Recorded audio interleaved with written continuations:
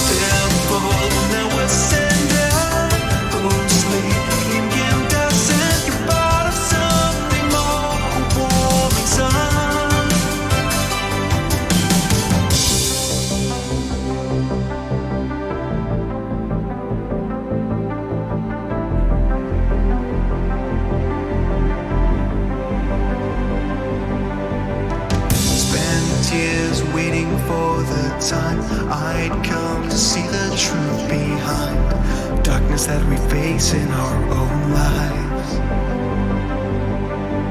Cast aside your fear, we're strong in numbers, holding back a fate of endless slumber.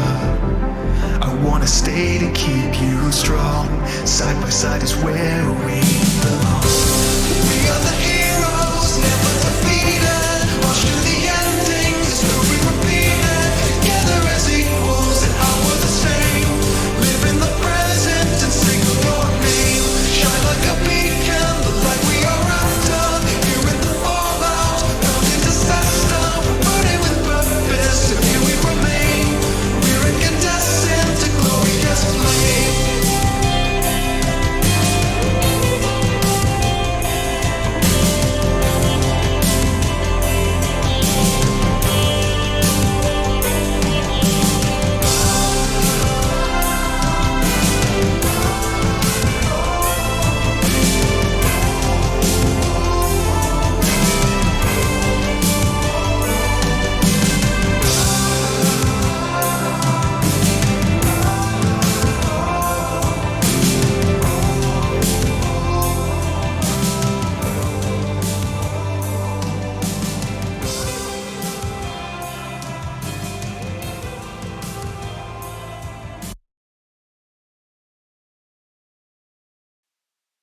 Hello.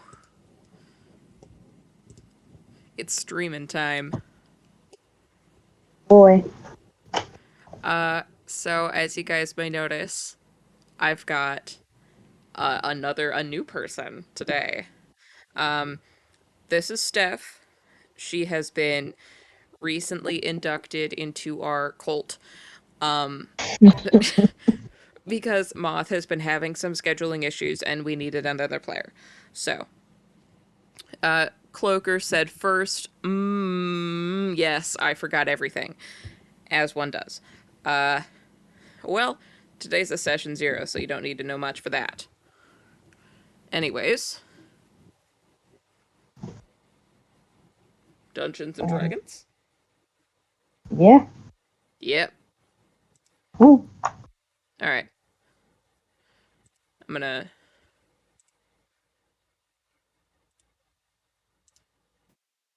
Cool. Um, so,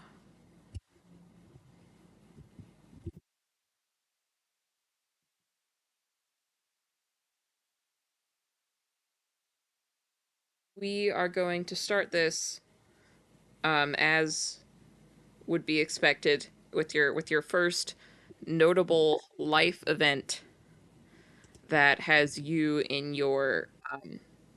It has you. Sorry, it's been a minute. It's been a minute Yeah, no worries. since I've DM'd a campaign. It's been like 2 weeks. Yeah, don't worry about it, man. All right. So, you are currently. So actually, why don't you start off by. No, actually. So I will start off by giving a basic rundown of the situation. Basically, you are in a cave, which is it would be unusual for most people, but it is not unusual for you, Drask, as you live here. You live in the cave, as most lizard folk in Morna do. hmm And you are how old are you at the moment? Uh I would say roughly, probably like 19 going on 20. all right. So So you relatively young. are about 19 years old, just reaching the cusp of adulthood for most races and no exception for lizard folk. And you are about to go on a routine hunt. You go on them relatively regularly, even though you are rather comparatively weak. And I totally give me like 30 seconds. I totally forgot to make a token for the guys you'll be fighting. Oh god. Oh, no. um 1 second. Minor technical difficulties. Indeed. I made so many tokens today and literally forgot to make arguably the second most important one. hmm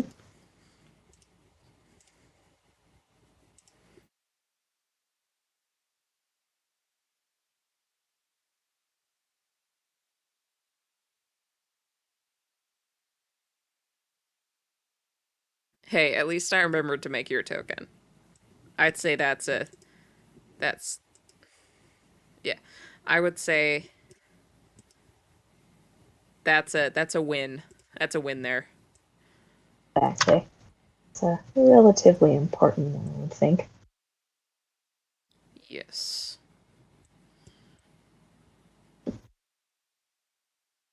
These guys are so weird. I don't know why you picked them. They're so weird. I respect it, but they're so weird. I just the creepiest creature, man. I get it and I respect it. They're really strange dudes.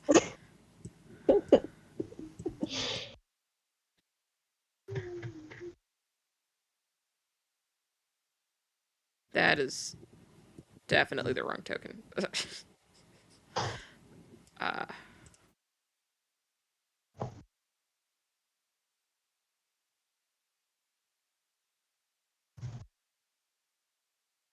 Oh man, I need their stat block too. Uh,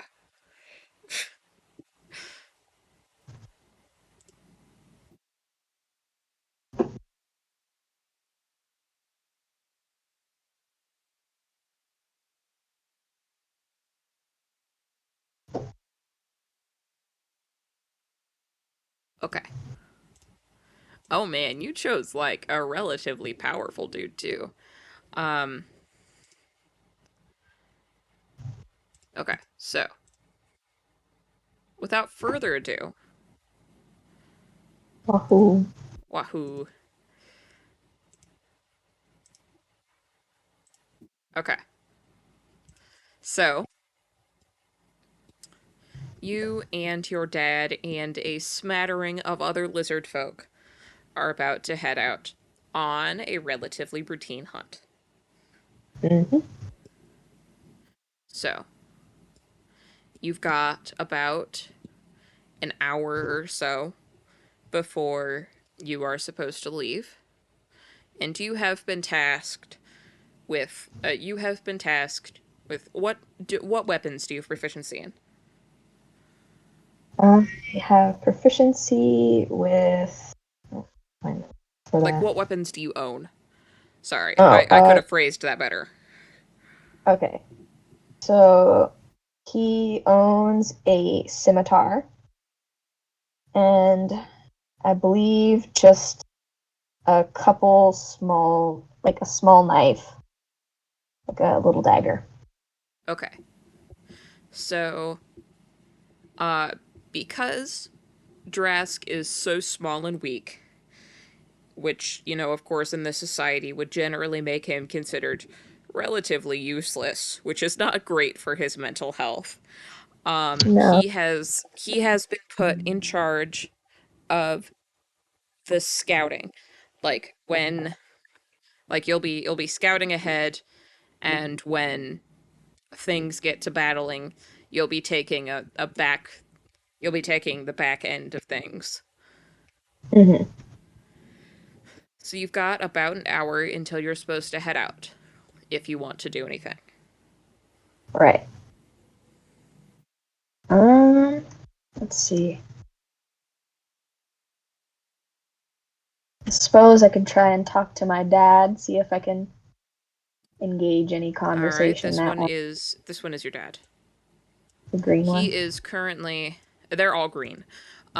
But they're Oh. all yeah, he is currently puttering around gathering his weapons. Your dad is actually one of the stronger ones in your colony. He is leading this hunting expedition, which is why it's a little bit of a source of shame for him that he's got such a weak son, but most of the rest of his kids are pretty strong, so it doesn't matter that much. Okay. So the people that are coming along on your hunting trip are you, your dad, four of your siblings, of which you have 13, and yeah, and a smattering of like three or four various village people. Right. Okay. So I guess I'll try and talk to my dad about the hunt. Try and get some like extra responsibilities to, boost my ego. All right. So what do you say? Oh, God. It's okay, don't worry. All right. Um, I guess I say,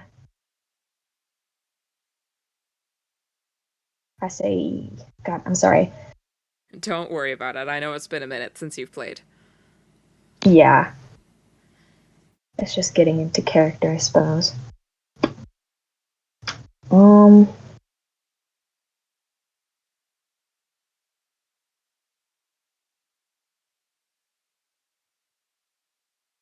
all right. Uh, uh, oh, God, sorry. You're okay.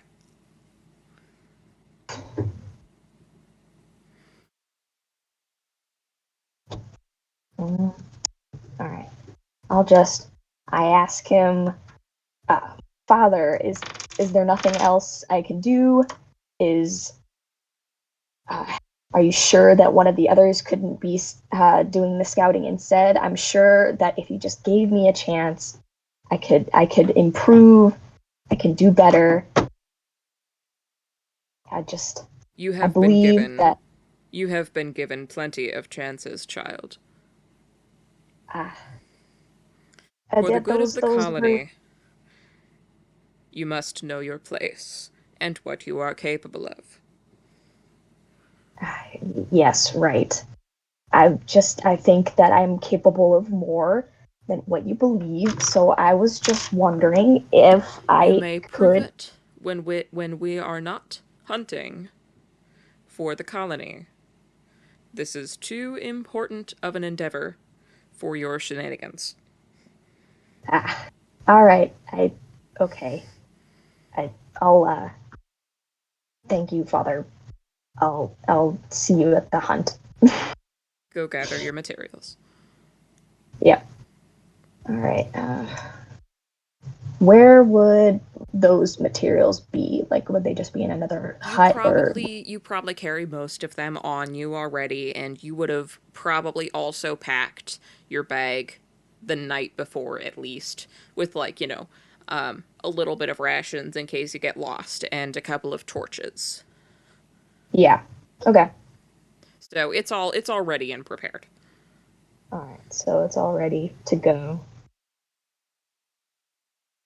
So I think after that, we're just good to go on the hunt then, if everything's been packed. All right. So you guys are you guys go on the hunt, and it is you guys travel for a bit.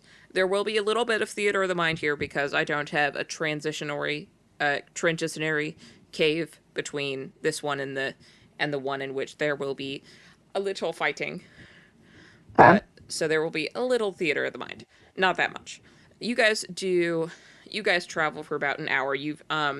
Your father decided that since that you have somewhat depleted your normal hunting grounds, it would be wise to let them replenish for a couple of months. So you are traveling to a place that none of you have actually been before. Uh, it's kind of out of the way, a little further than you usually go, and in a direction of a place that makes you guys feel a little bit strange, a little bit uneasy, but for food, it is necessary. So you travel, and eventually, give me a second, I need to set up some fog of war, because I'm gonna set up some fog of war real quick.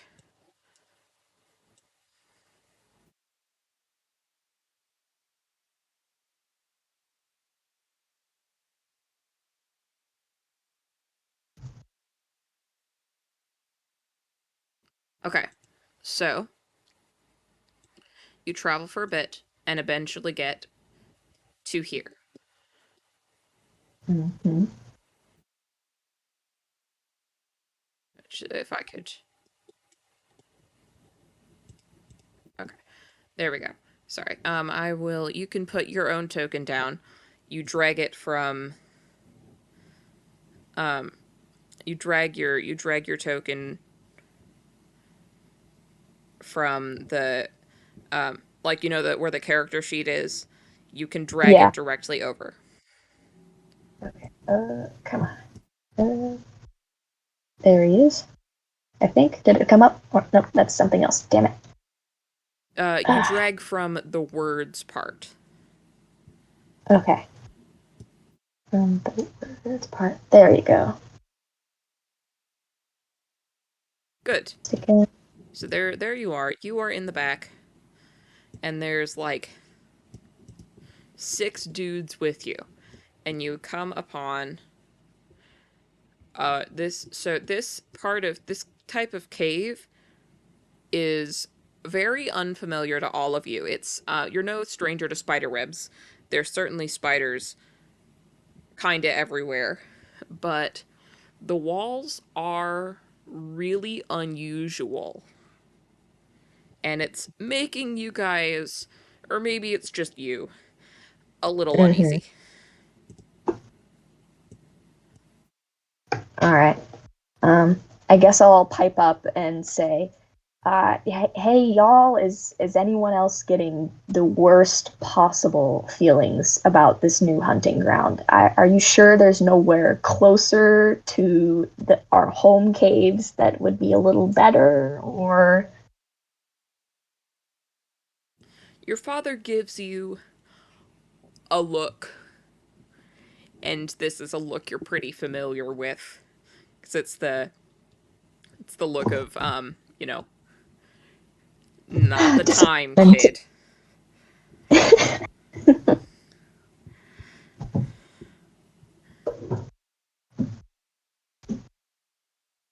But he doesn't even like deign to reply.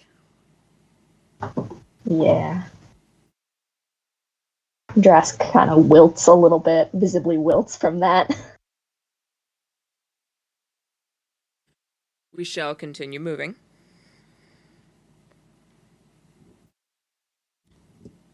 Drask, why don't you scout ahead a little bit? And he points over in this direction and he says, why don't you scout out a little bit the area over here? All right. Reluctantly, he says, I will. I'll do that right away. All right. Move my little fella. So as you move forward, more of the cave is revealed. It's still super weird, but it's like you're starting to be able to see unusual flowers and plants. It doesn't seem safe. And roll perception for me. All right. Let's do.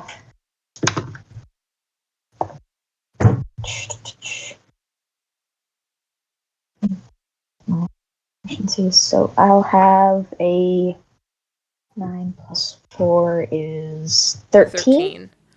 So there are piles of dung scattered around in this cave over here. And they're not small piles either. Something lives here in this general area. Something big, or multiple big somethings. Okay. All right. I guess I'll rush on back and report that there's signs of multiple creatures, possibly very large. I'm not sure exactly what the material, the droppings itself seem unfamiliar. Your father looks almost pleased at this, and he says, excellent. Good job, Drath. We shall continue and see if we can find whatever these large creatures are to bring home to the colony.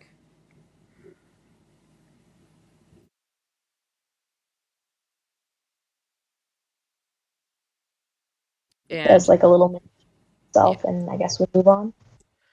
they continue forward. So I will.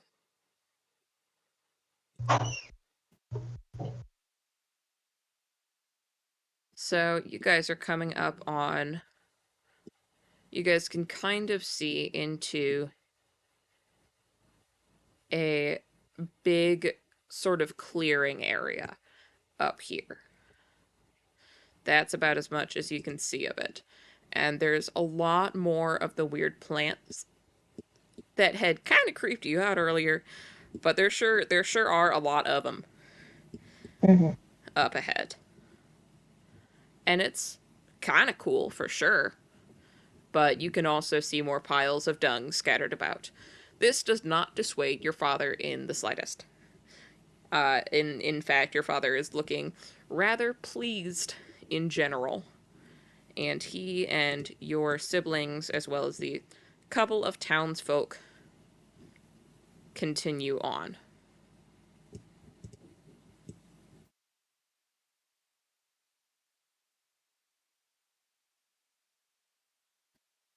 Roll perception again. Right. 16 plus 4, 20. You hear movement in the clearing up ahead. Large movement. Oh my. Oh my, indeed. Oh. I guess I'll pipe up again and say, I think I hear something. I think I hear something big, guys. Are we sure this is a good idea? Of course. The bigger it is, the more meat to bring back. If you hear that ahead, that is good. Men, ready your weapons. And they step forward.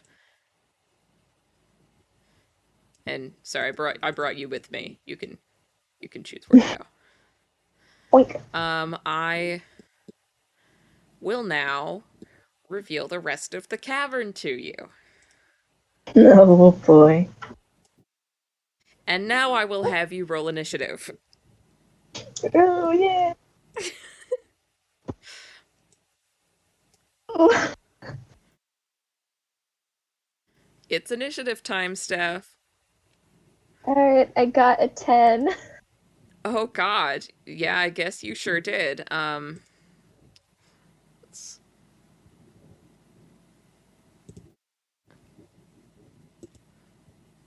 right.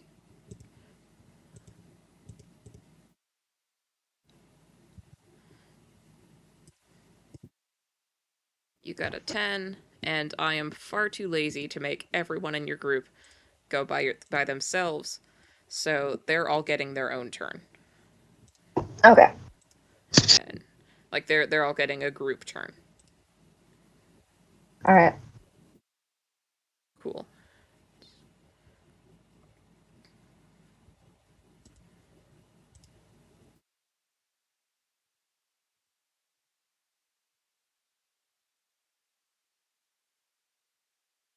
All right. So, one by one, they all attack.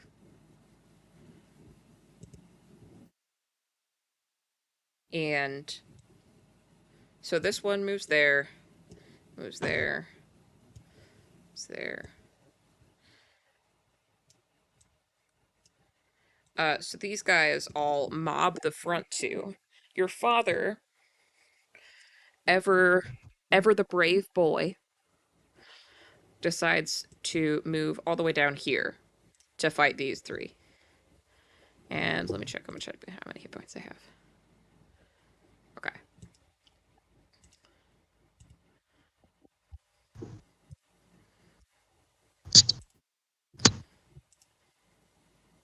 I should have added their hit points before starting. I should have added everybody's hit points uh, before starting this, but I did not do that. So give me 30 seconds. Alrighty.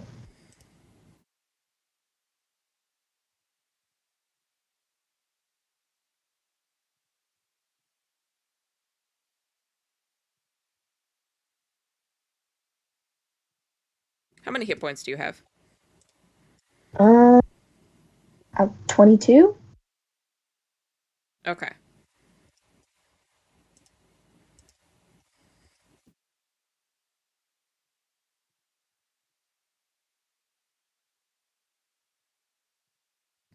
Okay. So all of them attack. And so 3 guys attack this guy.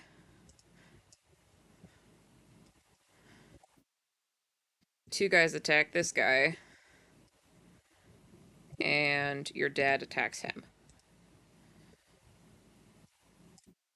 And they're all looking Like they rush forward and slam down with their swords and spears and whatever other various weapons they have.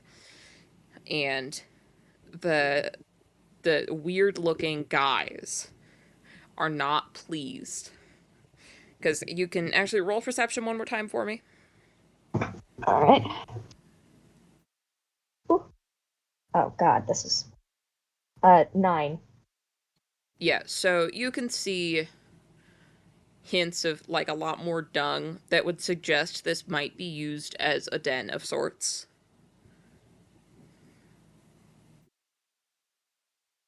So you guys have certainly stumbled into, potential food source, but you've also stumbled into a den of feral beasts. And on that note, it is their turn. It is the feral beasts' turn. Um,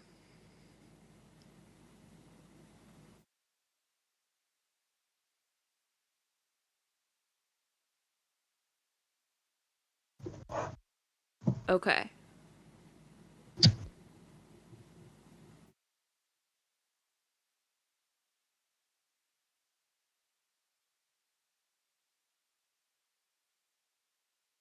So,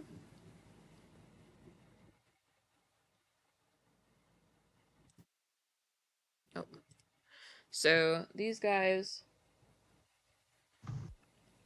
this one is going to try and bite him. So, okay, so each of them are going to try and bite and then scream.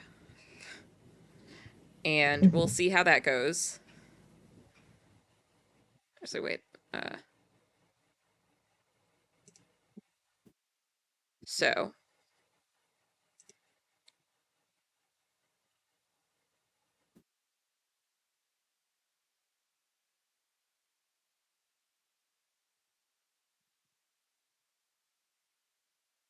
so three of the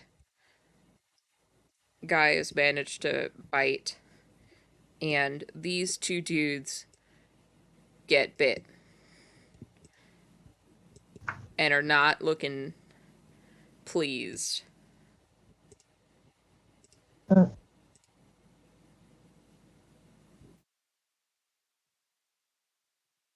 Uh, Also, your dad gets bit.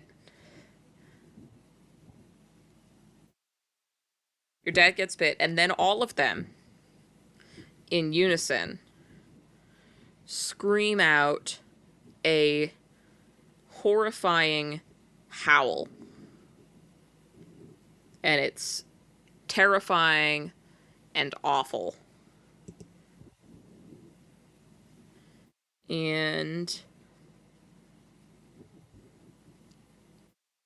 upon hearing it, these two soldiers here, look very frightened. These ones, these three here are not. Uh, these ones here are not as frightened. And your dad looks suitably stoic, as usual. I will also need you to make a wisdom saving throw. That's what All they were right. doing.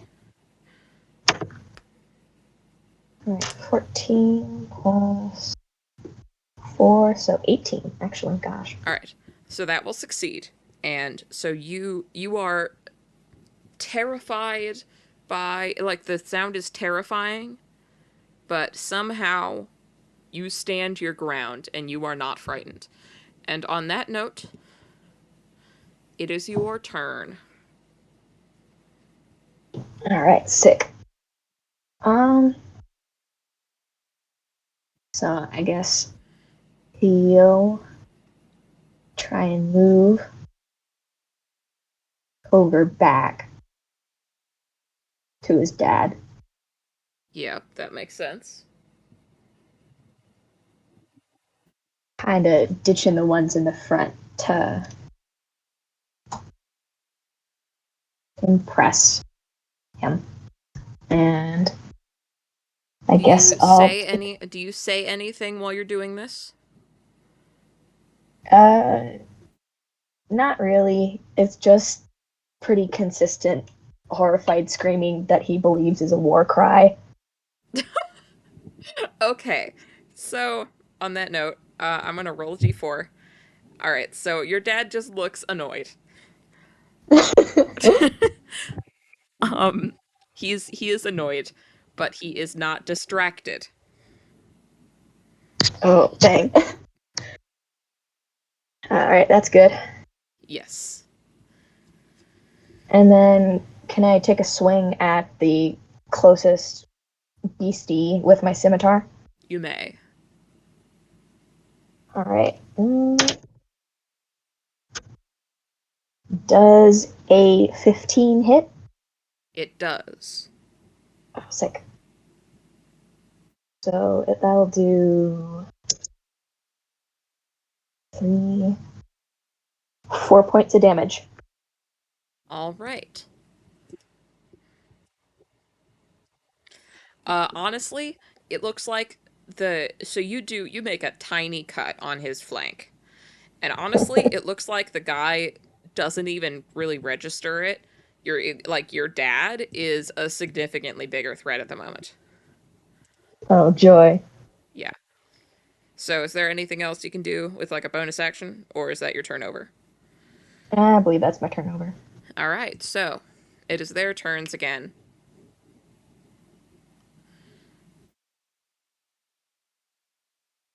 And so these two, very frightened, they don't manage to make an attack. But the other ones do manage to hit their attacks. And so they each do their requisite amount of damage.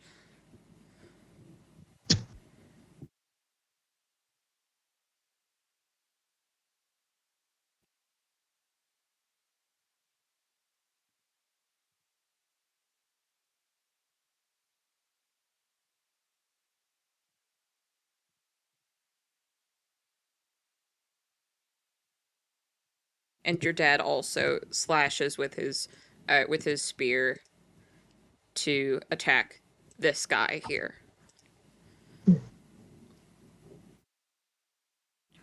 It is their turn. I'm gonna roll and see if they get. Cool. So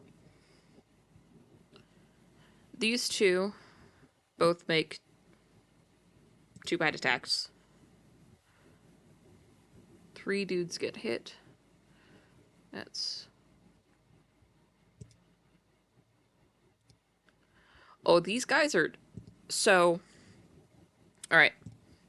So. With a massive fury, these two manage to bite down on 2 of the most injured soldiers, and with simultaneous, like, eerily synchronized wet sounds, both of their heads get bitten clean off. Oh. Like, the 2 hounds move in perfect synchrony, and it's super weird, and you don't like it one bit because you just watched 2 guys die. Oh, yikes. Yeah. And these ones down here,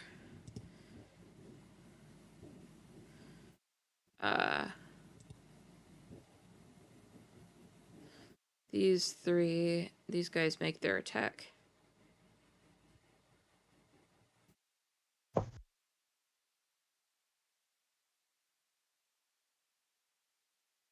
Okay, so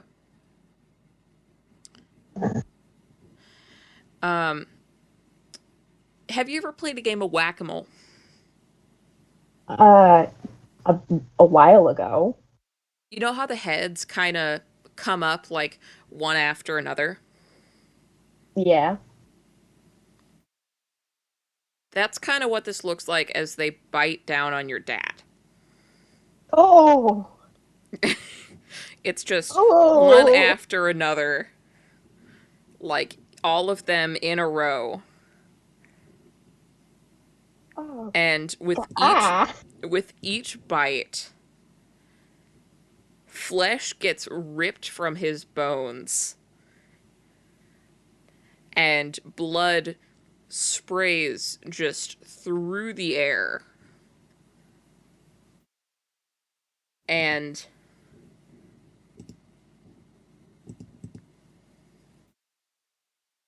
Oh, yeah, and then all three of them scream out another howl in harmony. So I'm not just going to need you to make one wisdom saving throw. I'm going to need you to make 3 wisdom saving throws. God. Yeah, that's reasonable. Oh, gosh. All right. Let me find the numbers. First one, 7 plus 4, that's 7, 8, 9, 10, 11. And Okay. then, oh, the second one's a nat 20. Holy God. So 24 on that one. He is doing surprisingly well. Except for the fact that he failed the first one. Yeah. And probably the second one's 14. Oh no, actually he succeeded 2 of them, but he failed the first one. Yeah. So so Drask held steady for a good for like the first 2 howls, but by God, as the third one started, that was it. He could not handle that anymore, and you are now frightened, and you are also now compelled to flee. Oof. Yeah, I don't think he'd beat that compelling.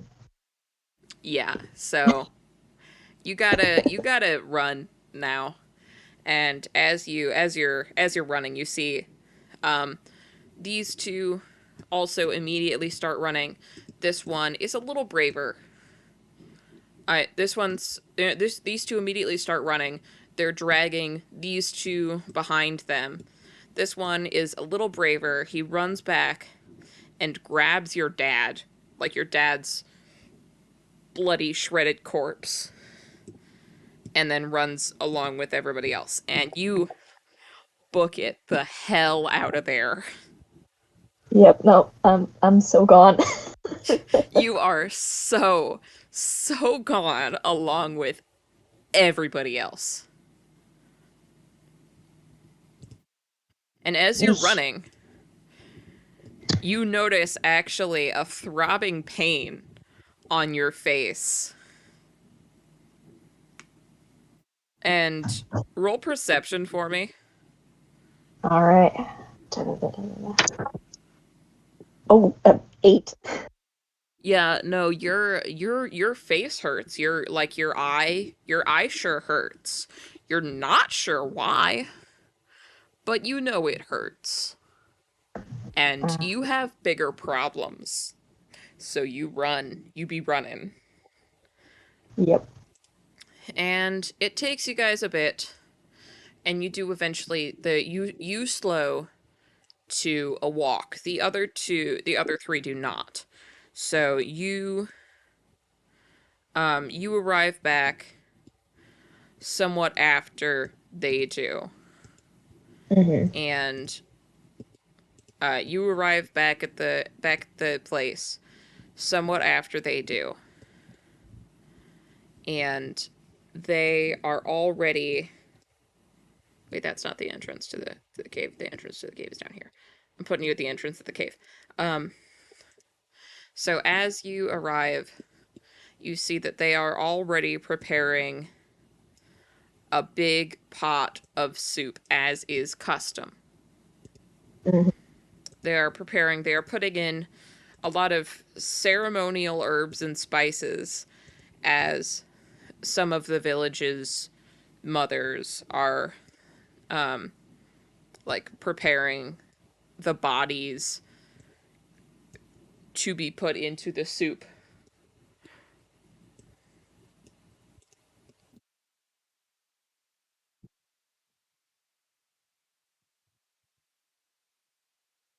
Yum yum. Soup time. What?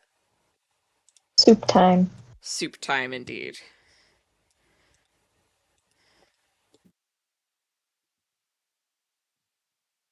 So not only did your dad die, um, one of your siblings died too. Oof.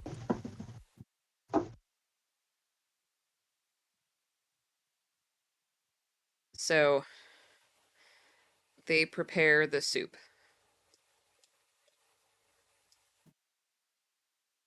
and you're just slowly walking up on your way, Hmm. pretty much completely ignored by everyone you pass.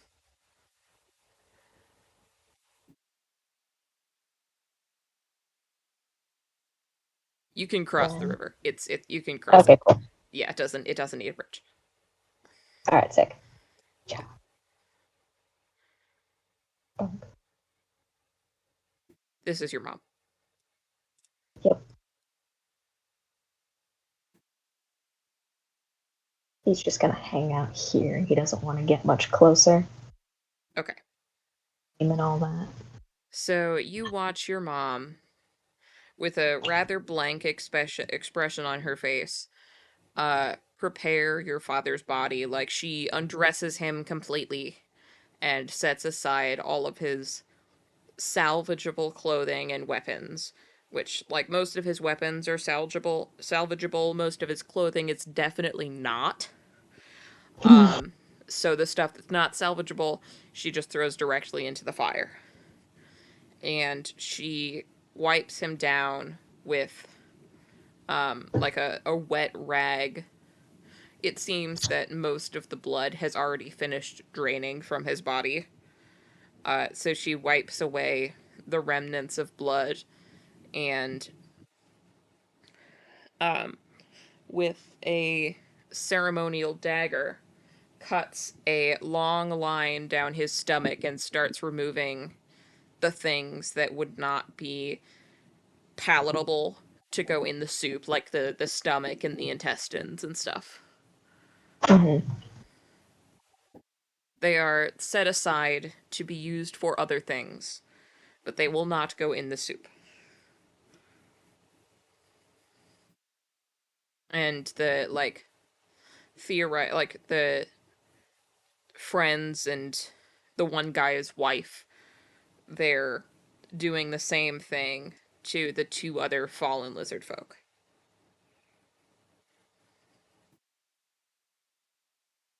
And you just watch.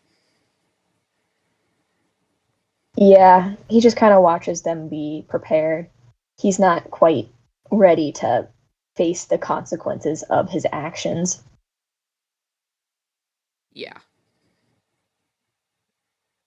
So they, once the soup pot is prepared, they dump in all three bodies. It's more than big enough to handle it. So they dump in all three bodies, as well as, like, some people are chopping up, like, um some some corn and some various mushrooms. Mushrooms grow really well down here because it's so dark and so wet. So there's a Hmm. lot of mushrooms in the stew, and there's good amount of corn because corn doesn't require that much light to grow. Not the kind you guys use, and some various squash and a couple of berries.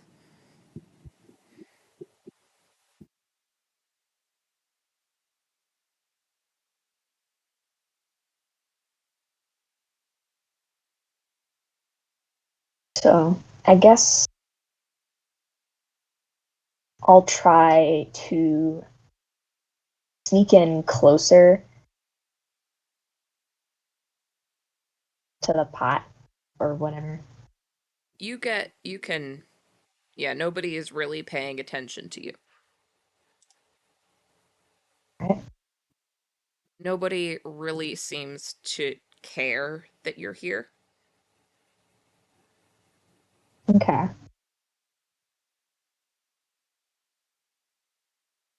Hmm. All right. I'll try and talk to Mom, figure out why everybody's pretending I don't exist. Uh, so I just kind of walk up to her and say, uh, "Hi, hello." She inclines her head. How are you holding up? I It was to be expected. Eventually. yes, it was just an unexpected method, I suppose. In the end,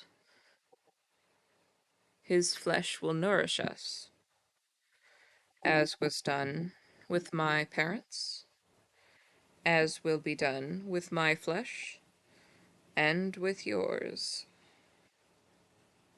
Yes. Cycle continues. As it does. So what now? Who will lead?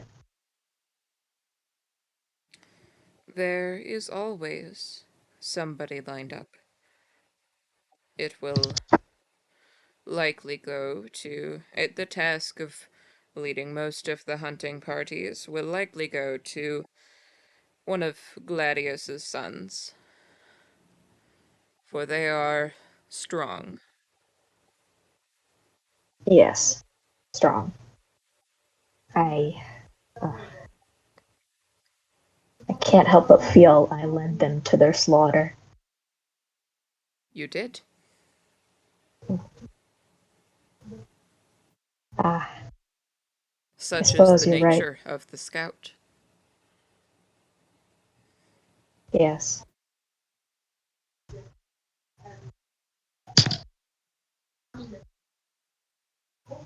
There is no need for grief. It is simply. It simply is. I suppose that's true.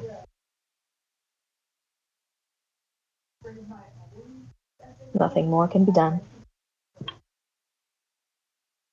Yes.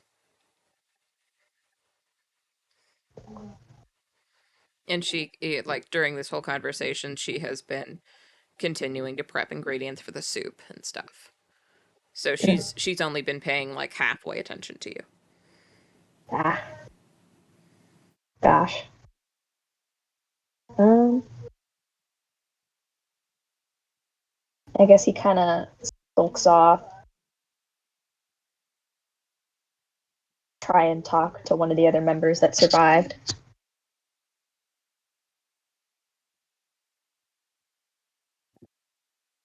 He just So he stopped. this one is currently stirring the soup. Okay. He kind of stops, looks in, and kind of asks him, uh, how are you holding up? Any injuries that need tending?" Injuries? Yes, of course. But such is the way of life. Yes, I suppose, but no reason to lose more soldiers from wounds than we already have from this unfortunate accident. He gives you a side eye and says, I am a hardy beast. Unlike some, I would live.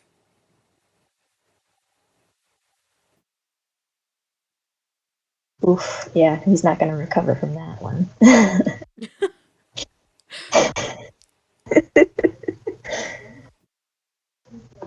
Yeah, alright. So I guess after that, he kind of looks into the cauldron more. Kind of tries. One of somebody's eyeballs has popped out of the skull and is floating around on top.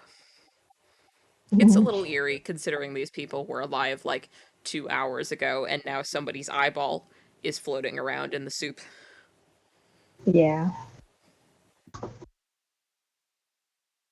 He's gonna try and reach in and grab the eyeball.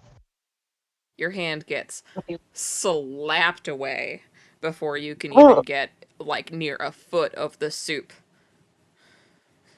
oh, ouch. Yeah, you get hardcore slapped. Oof.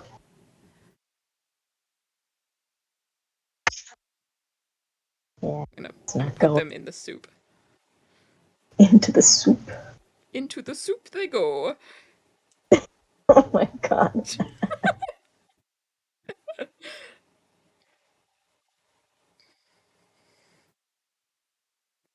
The um so the fire that they make all the soups on is it's a ceremonial brazier. Um and it's like it's used for meetings as well, but since there's a lot of death in the lizard folk community, this is not an uncommon occurrence. And you can still see when you look closely the stains of dried and burnt blood on the weathered bronze. Spooky. Yeah. Yeah. I guess he just kind of sulks around the edges until the soup is being finished prepared. It so the soup will take like they're gonna boil the soup for like 5 hours. Mm. That's how bone broth works. Ouch. That is a long time. It's a long soup. I guess so. Yeah. Full body. Goodness. I don't know what to have him do for 5 hours. You could just kind of sulk. It would probably be about this time that you realize that you don't have as much vision as you normally do. Mm-hmm. And you're not entirely sure how it happened, but like your main theory is they're like one of the hounds delivered you a glancing blow that you didn't even notice, or maybe like the psychic effect of the hound's screams caused your eyeball to physically pop. You're not sure, Oh, you'll probably never be sure, but uh you definitely only have one eye now, and it's kind of bleeding a lot. Like blood is okay. starting to congeal, but it's not a tasty experience. Ooh, joy. Joy indeed. Alright. I'll kind of have him wander downstream a bit and, like, try and clean it out. Because he is Roll, quite horrified of infection. yeah, roll a Constitution saving throw. Alright. Oh. That'll be a 18, 19, 20, 21. Okay. So, through gritted teeth, you do actually manage to clean out your bloodied eye socket with relative success. It's definitely not perfect, and you are just using river water, like God knows what's in that river, but it's better than before, Nice. and you are significantly less bloody, and it is starting to stop oozing. Good. Mm. I'll say he tries to get a glance at the wound through like a reflection in like either his dagger or his sword, whichever is cleaner, which is Um, probably the dagger at the moment. yeah, probably the dagger, and it's looking pretty gnarly. You definitely, like, your right eye is definitely royally messed up. Like, You are currently straight up devoid of eyeball. Oh no. That's no good. Alright. So I walk back up to my mom and I ask her, why didn't you tell me that I am missing half of my eye or all of my one eye? Why? But I feel like that's pretty significant. She looks over at you and raises an eyebrow and says, "You did not notice?"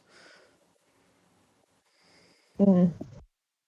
In my defense, I was kind of thinking about a lot, and it's a little more obvious for you than it is for me. It is of no matter. No matter. That's a pretty serious injury. It could have been mortal. As was your father's. Oof.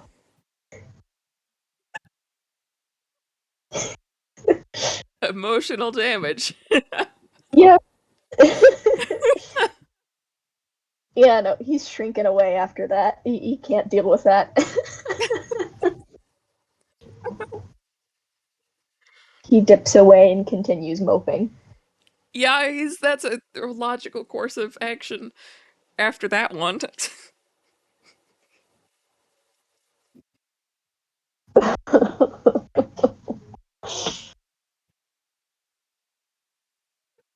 Oh man, I'm pretty proud of that actually. Yeah, that was a sick comeback. Dear Lord.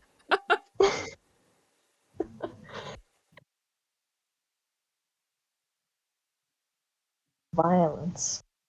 Violence indeed. Sorry, Moth just said in the chat, next thing you know, the eye floating in the soup is in their eye.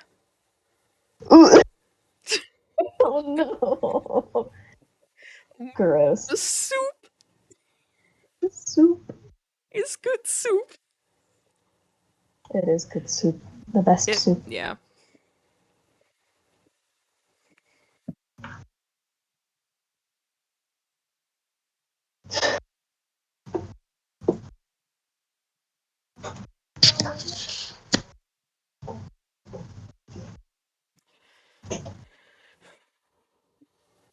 So yeah, you're moping. You're definitely moping after that one. Mm-hmm. Ego has been singed. Burnt to a crisp.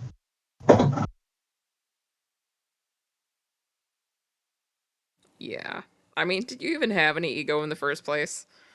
He was trying.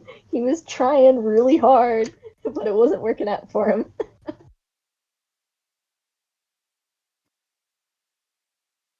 Yeah, it was not. Yeah.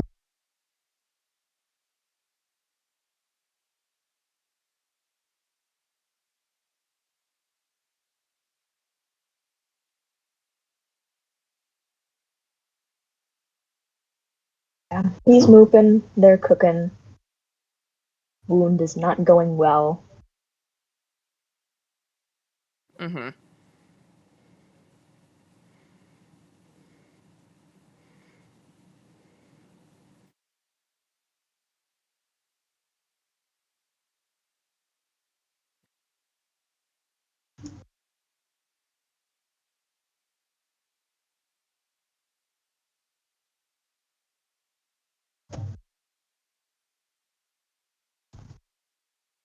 So, the soup cooks for about 5 hours. Do you sit there and mope for the entire 5 hours? I imagine at some point he wanders back into the house and kind of continues moping there, kind of looking over random items that his dad used to use, Mm-hmm. like within the house. Yeah. So yeah, Just kind of, there's weapons and stuff. Um, yeah, there's some weapons. There's a couple of extra sets of clothes. which, as you know, will probably be redistributed to people of similar size within the colony. Mm-hmm. There's, yeah, there's not really anything sentimental, because you guys don't really keep anything sentimental. I'm not even sure that if your dad had been given the word sentimental, he would have known what it meant. Probably not. Yeah. So yeah, he's just kind of wrestling with those feelings that he doesn't really have a name for. He doesn't when he doesn't know how guilt.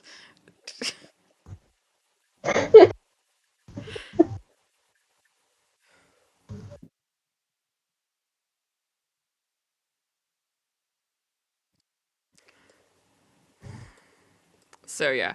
So you sit and mope and the soup cooks and you eventually you can smell it to the point that you figure it's probably done. Mm-hmm. So He wanders people are now congregating around probably like there's probably like 60 people in this small area, all with bowls. About half have already received soup. And you can see off to the side, actually, just about over here, there is a pile of the bones that they've pulled out. Oh joy. Yeah. All right. I think I'm gonna sneak over and try and grab just like a random jawbone. Okay. Uh, they don't really put up a fight to you grabbing a random jawbone. You get a couple of strange looks, but they don't really care that much. Yeah. He's just kind of pondering over the jawbone, wondering if it could have been his dad's or any of the others so that he got killed. Yeah. I mean, there's a 1 in 3 chance. Your odds are not bad. Yeah. He's just gonna kind of pretend that it's his dad's, even though he's not 100% sure. He's just gonna kind of delude himself into thinking he knows that it's his dad's. Yeah. He's having a bad time. Not having a great time. Yeah. His eye still really hurts. Yeah.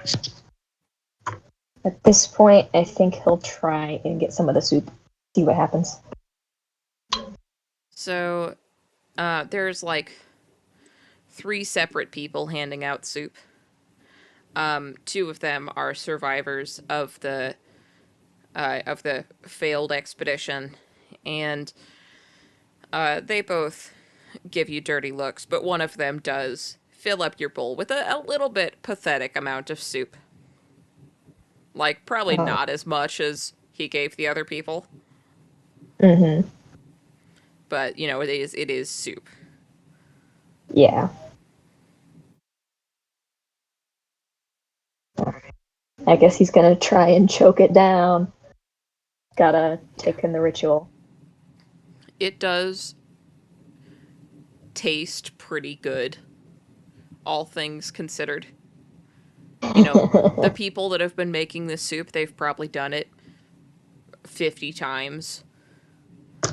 So, And it tastes good, though I am going to have you make a wisdom saving throw to see if your newly discovered emotions get the better of you. oh boy. Isn't that bad? I almost want to fail this throw. 10 plus 4, 14.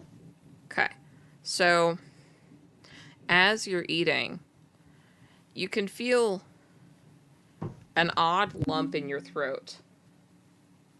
It's really strange. You don't think that you've experienced this before, though maybe like right after a nightmare. But but you also feel something warm and wet that doesn't feel like blood seep out of your undamaged eye and down your cheek. Oh dear. He just kind of like reaches up and pats it to figure out and confirm that he didn't lose his other eye somehow. It's clear.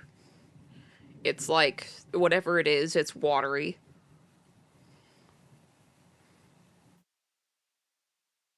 Yeah, Yeah, he's crying. he's crying. He doesn't He know what doesn't get crying it. is. Get it. Oh god.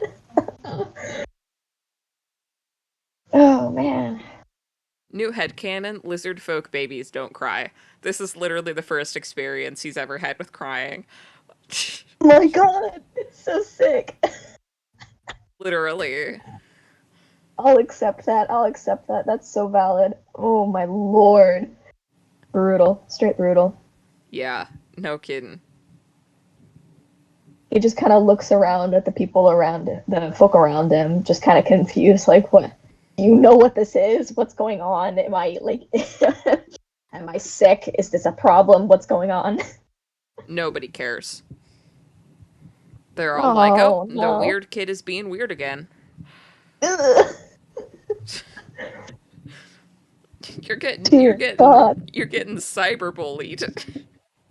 Cyberbullying? This is straight bullying, passive aggression, neglect. I don't Child abuse. know. Oh, Man. goodness. Yeah, you're not having a good time. So, you eat your soup and you cry a little bit. Uh and the night passes. And in fact, not just the night passes, but 2 weeks or so pass. And nobody really pays attention to you. Oh, You're man. not invited back on hunting parties. Nobody offers to help you with your wound. You try and patch it yourself, but God knows you don't know how. So you like stick a bandage over it, but you can't figure out how to attach the bandage to your head. It keeps getting cut off by your horns. And you're just kind of getting more and more loopy as the days go on. And uh your eye is starting to hurt less and less, which is, you assume that's a good thing. Oh, boy. Gotta But love it. nobody, you've been subconsciously keeping track, and nobody has spoken an actual word to you in 5 days. Oh, man. And the word that was spoken to you 5 days ago was when you asked somebody if you could borrow their pocket knife to cut, if you could borrow their dagger to cut another bandage, and because you'd misplaced yours, though you found it an hour later. When you asked somebody to borrow their dagger to cut a bandage, and they said fine and let you borrow it. Oh, man.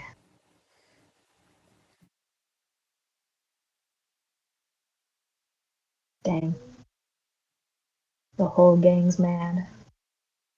It's not even that they're not even like really mad at you. They're just completely apathetic about your continued existence. Ooh, somehow that's worse. They genuinely do not care if you live or die. Yeah. I guess at this point he's put that together. Or at least putting He that together. definitely has. It's been 2 weeks. Nobody's spoken to him in 5 days. Yikes. Yeah, he's definitely put it together that nobody cares about him. Like, nobody really cared about him before, but now, like, especially nobody cares about him. It's like double don't care. Oh, yeah, big Like, time. alright.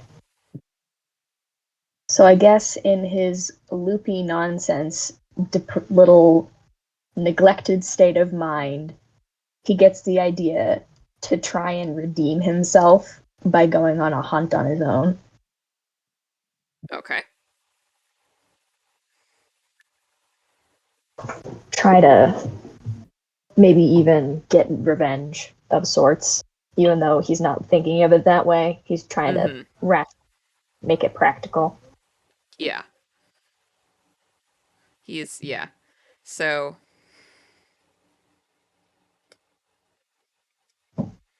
it you know what sounds like a really good idea to Mm-hmm. his really loopy brain? So the lizard folk don't go outside much, like up above. There's a lot of creatures there that they're not familiar with. Mm-hmm. But by God, does it sound like a really good idea to go up Some there and catch some exotic, tasty creatures?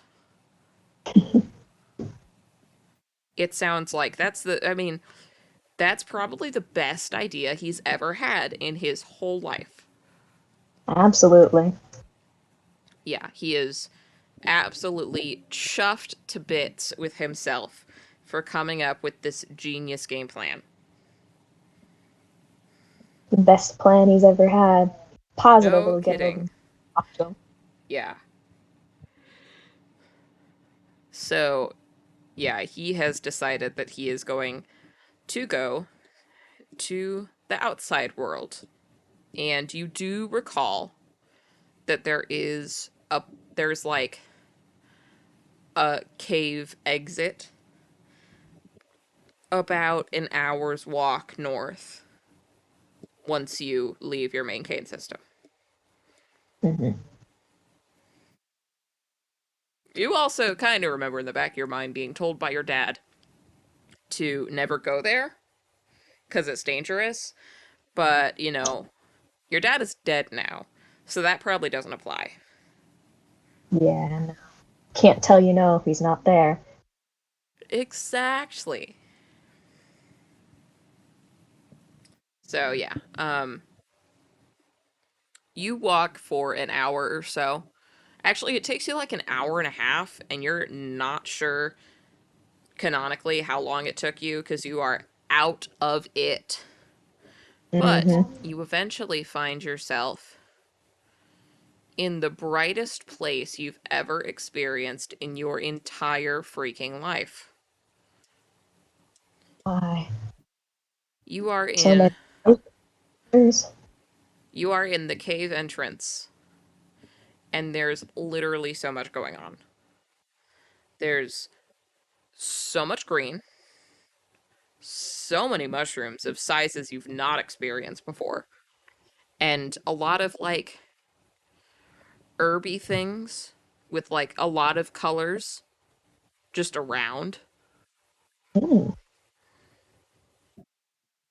nice, nice. Yeah, you are. This is a really cool, and you can't think of a single reason why this would be dangerous at all. Exactly. Danger, never heard of her. Yeah. Danger, I don't even know her.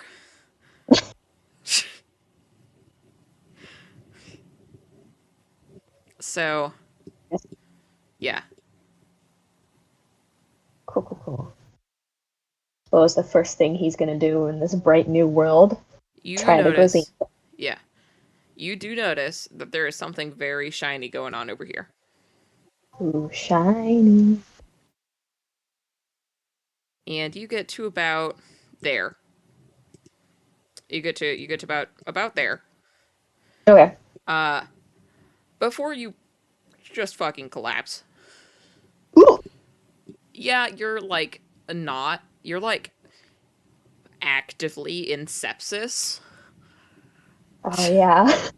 Yeah, it took all of your energy getting out of the cave and you're probably going to die here. But all you know in character is that oh boy, you've just fallen down. And you don't know if you can get back up again, but boy howdy is this a cool mushroom to lean against. Mm-hmm. Very cozy, very comfy. Kind of dusty. Kind of, kind of dusty. A little weird, because normally dust sits on the ground, but it kind of feels like this dust is coming from above you, and then you feel like something is crawling on you, Oh, and it's not really pleasant. It's like a bug. Then it's like a lot of bugs. oh man. And then you look down. And then you can see that there's white things, like white threads, growing and spreading from multiple points upon your arms and legs.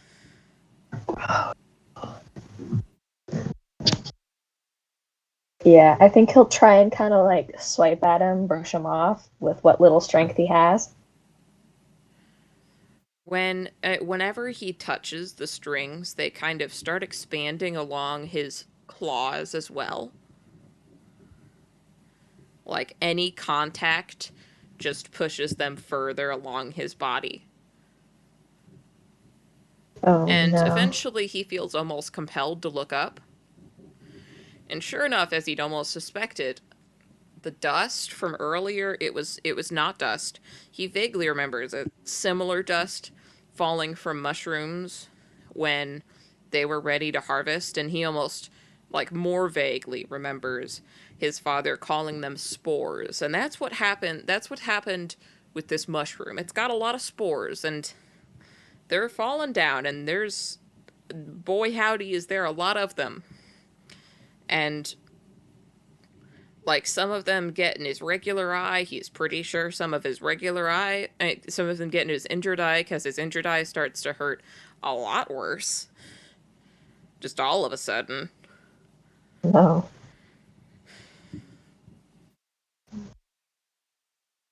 And you know what? You know what? This is all that Yethhound's fault. Oh man. Isn't that right? If it weren't for that Absolutely right. Yethhound, none of this would have happened. Mm-hmm. Everybody would still be alive. He wouldn't be sitting here covered by weird, maybe spores. People would be talking to him. There wouldn't be anything growing out of his eye socket right now if it Oh, were gosh. if it were not for that one damn Yethhound.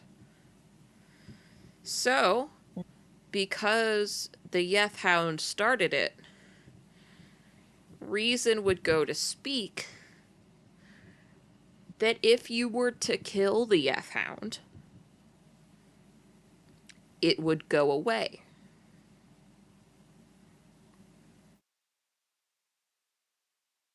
Sense. Totally. Yeah, that's how things work here. When you kill Absolutely. the Why would things that when you kill the things that hurt you, they go away.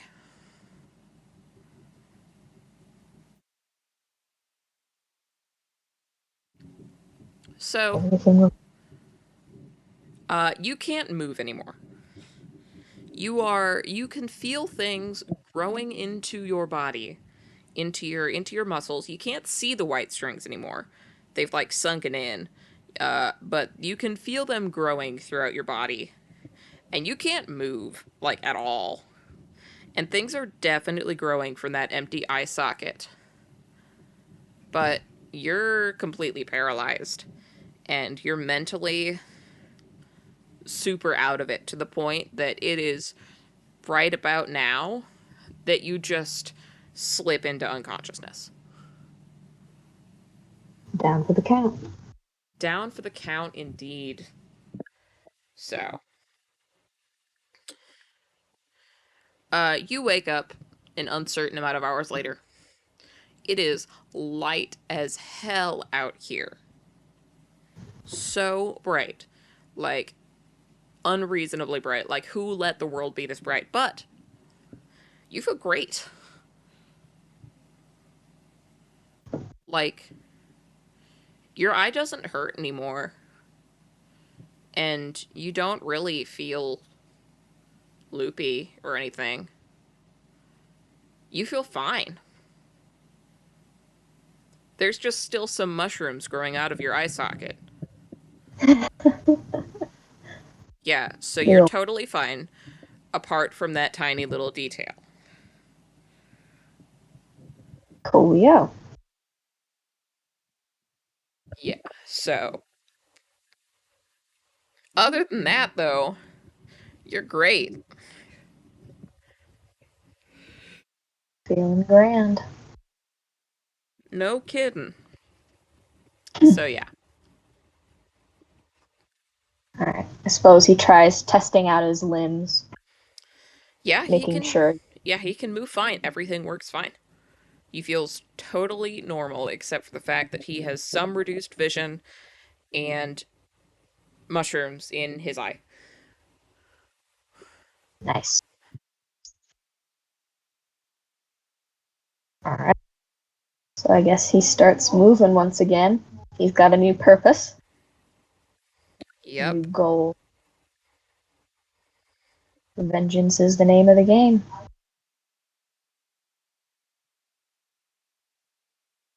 But I don't know that he's quite sure how to get it.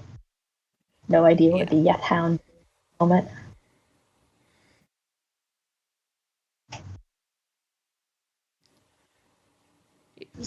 And in the distance, actually, well, roll perception for me. Alright. Oh, that's not good. 9? He can vaguely hear voices in the distance talking in an accent that makes his ears feel a little weird. It's just so foreign to him. Like he feels like he could probably understand them if he got closer, but he can't understand anything they're saying right now. Alright. I guess he's gonna try and follow it, figure out what the source is. So he Yeah. walks Yeah. for a bit to try and get to the um he walks for a bit trying to get to um wherever the talking is. And he sees eventually a little village in the distance, and it's unlike anything he's ever seen because out of it's not made out of stone. It's made out of wood. Everything's wood. Oh my, There's how actually very fragile. little stone, just like the well in the middle, which is very unusual, of course. But it interests him, and it occurs to you, it occurs to him that it this might be a good place to start to get stronger in a way that the hounds might not be used to. Mm-hmm. Train it up. Yep. So, I am full disclosure. I forgot to make a map for this, so I am reusing a map that I had previously used for a different purpose. So, Fun, fun. yeah, I am reusing a map from a whole different domain. Um, but it'll work for this purpose. So, Yeah. you walk and end up at a little village, and in game there's more trees than this, and the trees are a little weirder, and there's a couple more mushrooms about. But Uh, yeah.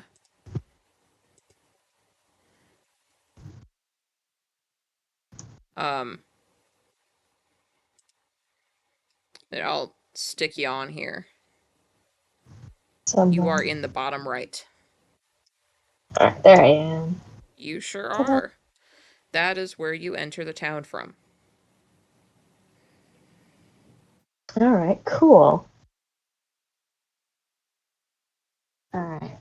So I suppose he'll try to err on the side of caution and stick him around more to the edges to watch what's going on the inside. Roll perception.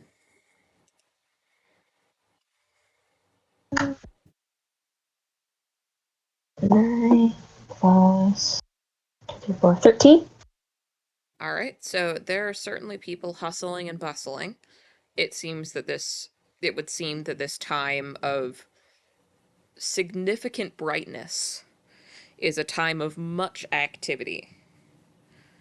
And so with people with skin of all varying colors, the same colors as the wood that makes up all the houses, and like smooth skin in a sense that in a way that you've never seen before, are all walking around and doing various things. Like one is drawing water from a well, and one is, you can hear the hammering of a blacksmith over here.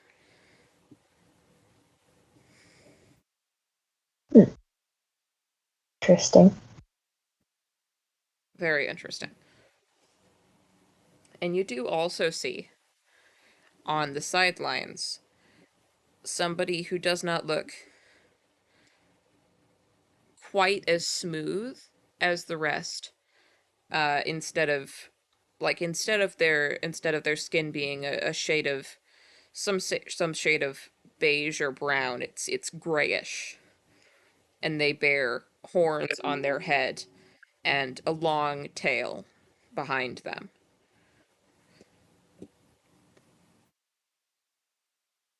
Interesting. And they also seem to be sticking to the edges, much like you. Alright.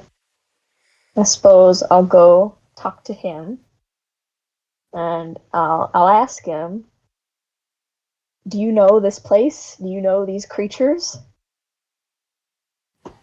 He gives you a really weird look and he says,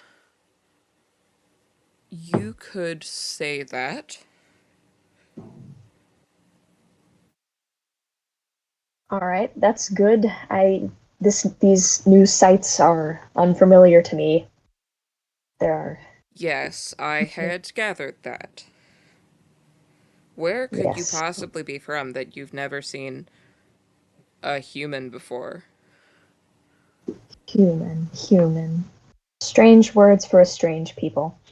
Either way, I am from, or was from, a proud tribe of lizard folk in the caves, a ways from here. Directions elude me at the moment. This is all a lot. Lizard folk, yes, I believe I've heard of your sort. A reclusive bunch, aren't you? I suppose Yes, we well, will also. uh, well, this is an interesting predicament you found yourself in then. Predicament. Yes, in a world that will not be kind to you, with zero knowledge of any of this.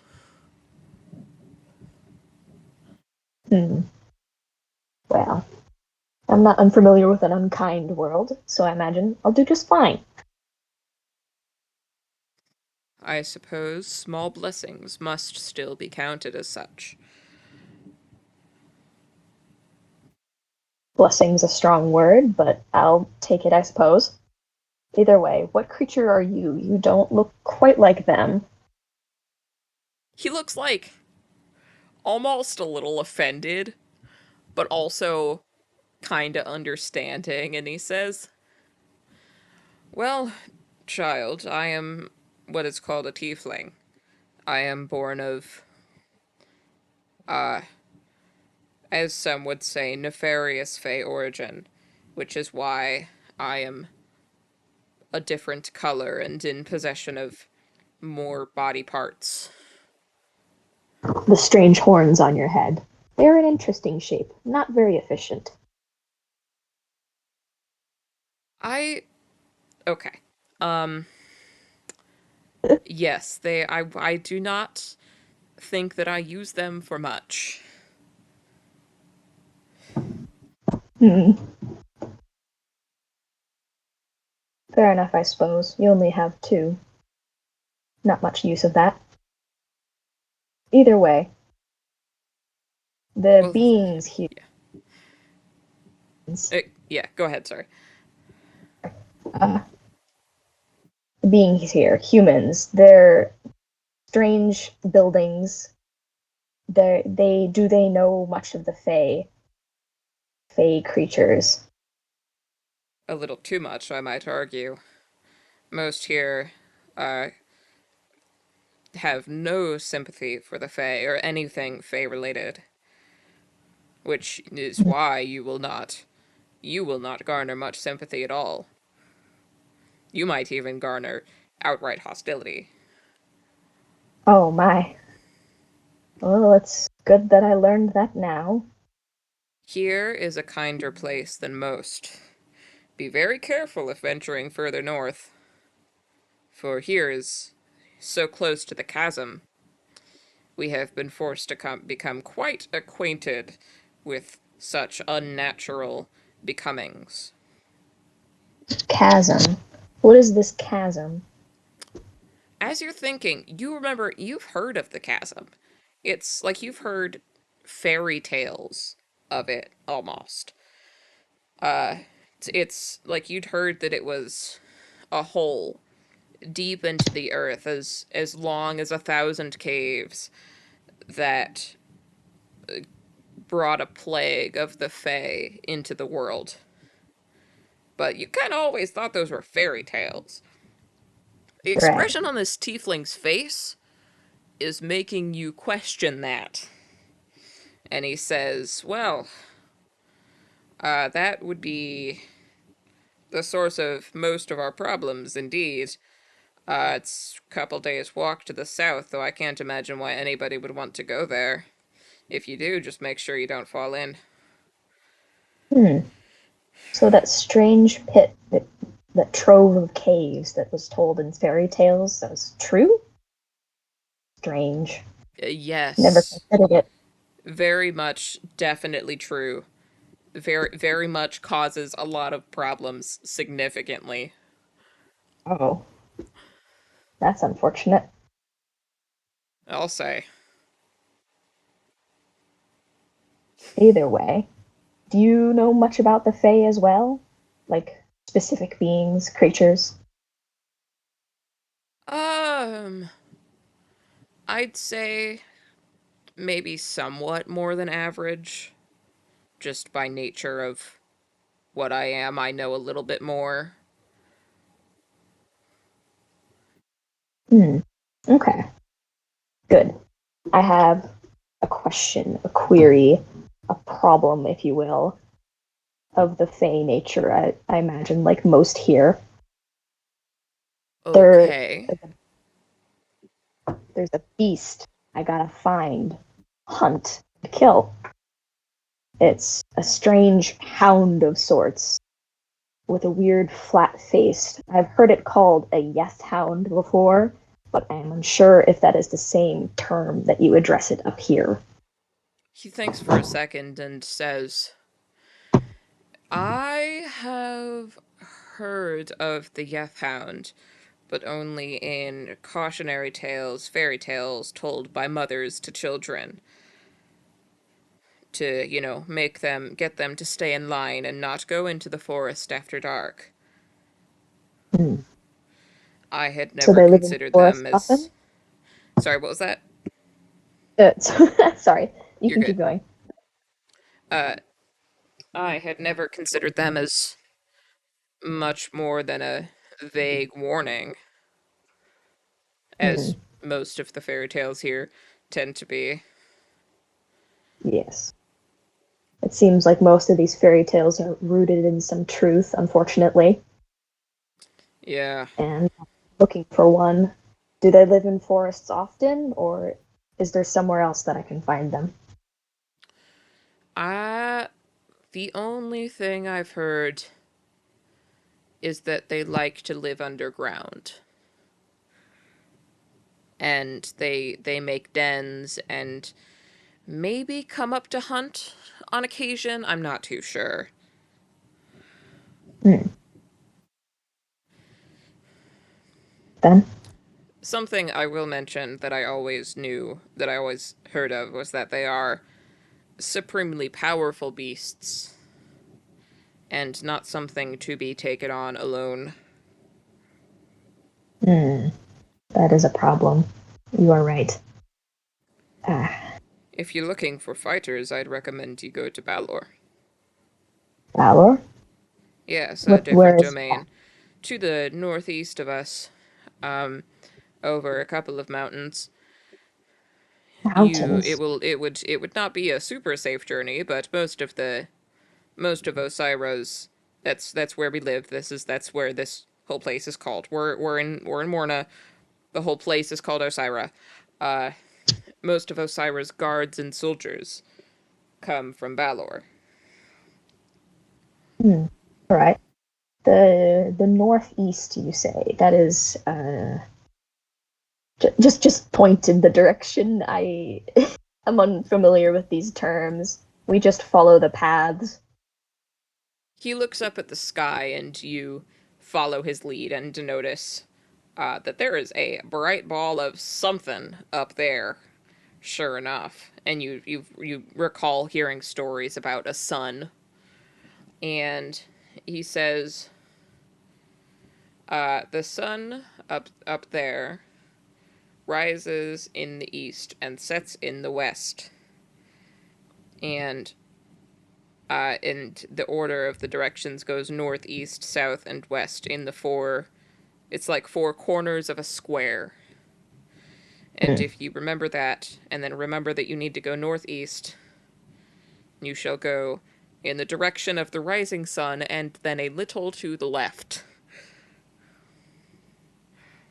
Seems simple enough. I I would agree. appreciate. All right. And with that, he just kind of starts marching off in a direction, not quite northeast, and then he kind of catches himself and corrects. Keep an eye out for yourself, little lizard. I only have one, so I'll have to. He chuckles and watches you walk away. And you walk for a bit, and it turns out that when you don't know where you're going, journeys take you significantly longer. So, you, um, I'll just summarize. How old are you when you meet with the party? um, I would say about 23. Yeah, 23. So, over the next about 4 years or so, um, you were originally planning to head directly to Balor, but you, uh, I'll summarize what happens over the next 4 years, and then I'll go into something that happens more specifically in the first year. But Mm-hmm. over the next 4 years, you travel from essentially from town to town, uh, just generally learning more as you go until you do have a general, like, a decent working knowledge of all the different kinds of people and Mm-hmm. the general societal how that works. You learn all that about within the first year. You also find that it's a lot easier to steal than it is to try and work. And you don't really understand the implications of stealing, really.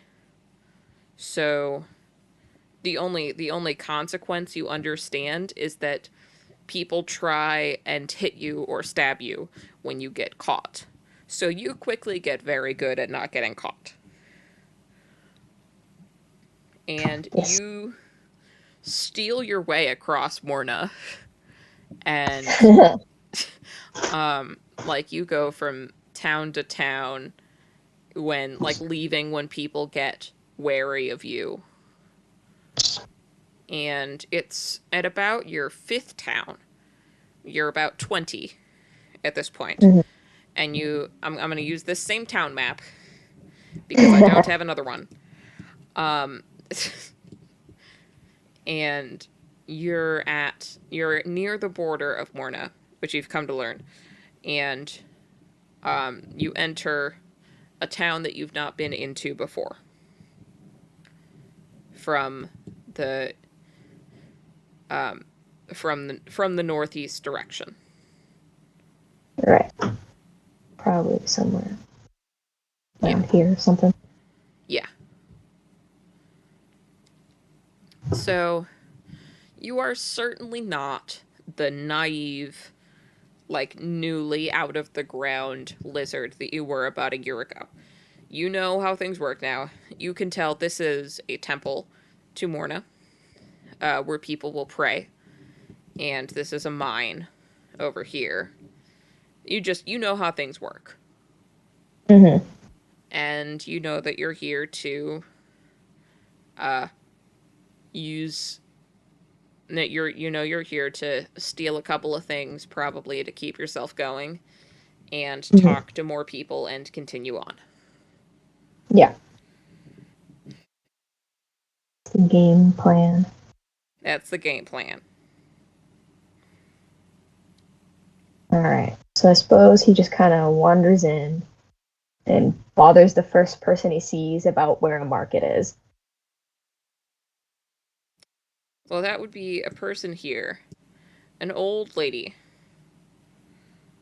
It's an old lady hanging up the washing, and she's standing outside in the sun.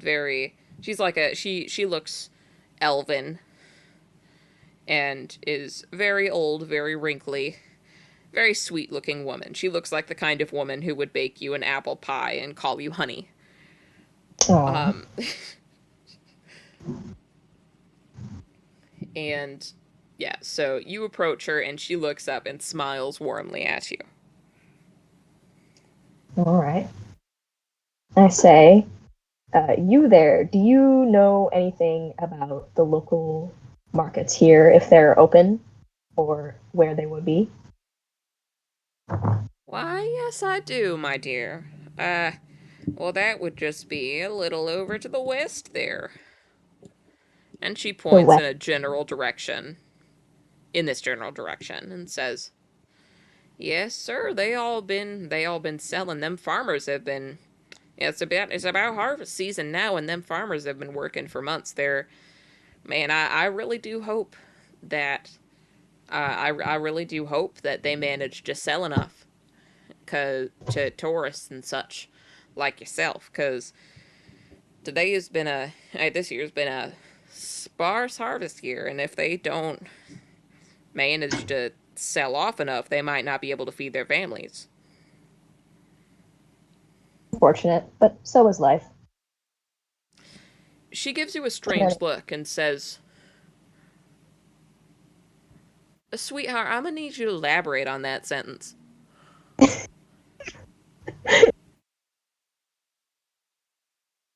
all I am saying is that's just simply how life works sometimes. Such is the cycle of things, you know?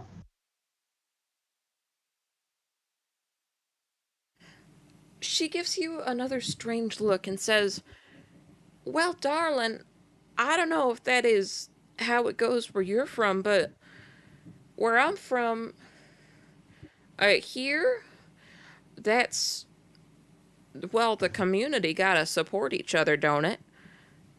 And, if if the harvest doesn't go well, and if people don't manage to sell off enough and make money for trading, then the whole community suffers." Yes, I understand all of that. It's And wouldn't it be a great sorrow to see somebody go hungry or not have Could enough be. to feed their family. It would be bad for the community, not very useful, I'm not very sorry. efficient. I'm sorry. Uh, not very useful. Well, I mean, if they can't support themselves, they can't support the community, and everything crumbles. Not very useful. Well,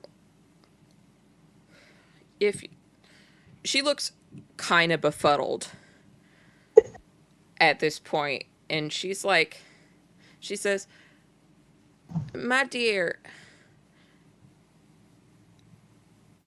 people are not a resource.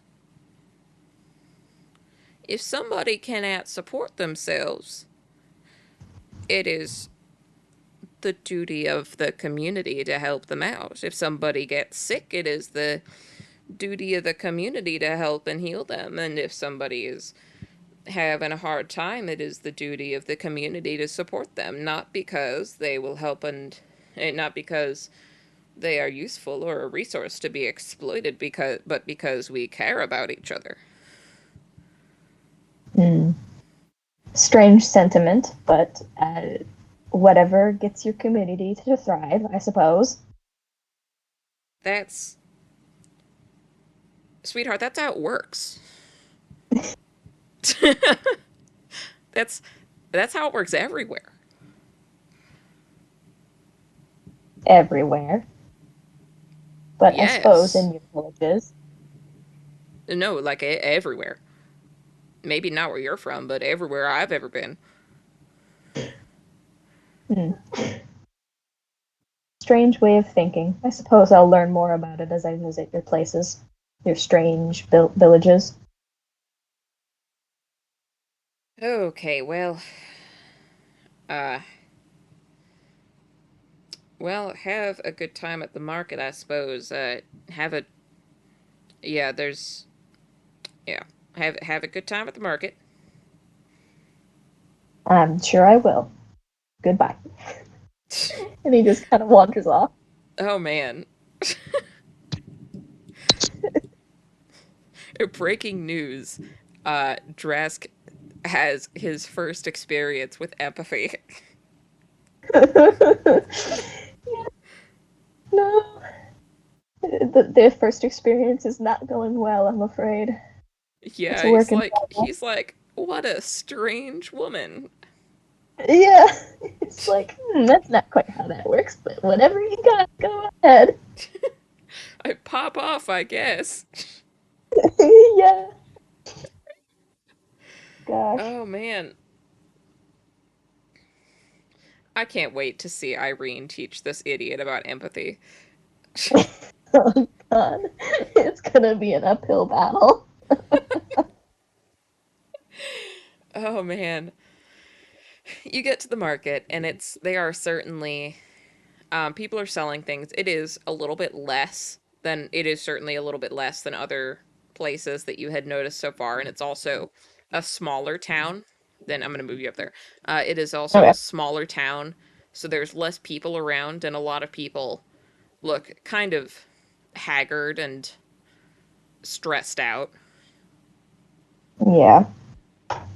And a guy at this stall notices you walk up and says, "Hello, sir. Have you come to peruse my wares?"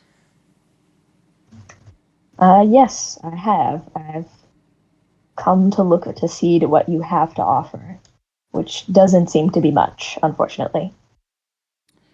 Yes, unfortunately, it was not a bumper crop this year, but I still do have a good selection of fresh fruits. And, you don't want to buy too much fruit all at once, or else it might go Mm, bad. So, very true. Use it before it's gone. yes, yes. The strawberries are 2 copper pieces for a pint. The blueberries are uh, the blueberries are 1 copper piece for a cup of them. blackberries, the same as the blueberries. 1 silver piece per pumpkin. I can elaborate if you want to know the prices of any other things. I will keep that in mind. And he just kind of like tries to brush him off to get his attention elsewhere. Luckily for you, you are the only customer at this stall. Oh, God. I'm gonna make this hard for you. You really are, man. You can be an unempathetic person, but by God, you're gonna have to work at it. For real. Man. Alright, how am I gonna do this? Because I am like positive that he has no money. You might have stolen a couple coppers from somebody. Why Okay. don't you roll a d10 and however much you roll is however many copper pieces he has. Alright, sick. Whoop. 9! Cool. So you do have a smattering of little coins that took you a while to figure out what they're used for. Because you were new to the concept of money. Mm-hmm.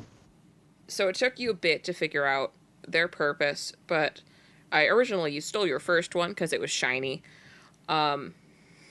But you did eventually figure out what they're used for, and you know that you could exchange them for the fruits.